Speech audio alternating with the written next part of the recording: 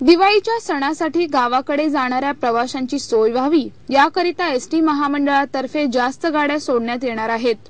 आतापर्यंत फक्त 286 गाड्यांचे बुकिंग झाले असून 1502 गाड्यांच्या बुकिंगसाठी उपलब्ध असल्याची माहिती पुणे विभागाचे नियंत्रक अशोक जाधव यांनी दिली।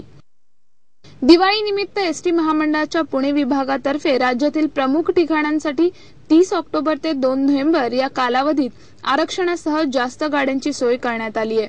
शिवाजीनगर, पिंपरी चिंचवड, स्वारगेट या बसस्थानकांसह शासकीय अभियांत्रिकी महाविद्यालय मैदान, मार्केट यार्ड येथील प्रादेशिक कृषी उत्पन्न बाजार समिती गेट क्रमांक 4 समोरील मैदान येथूनही आरक्षणाची सोय करण्यात आली आहे।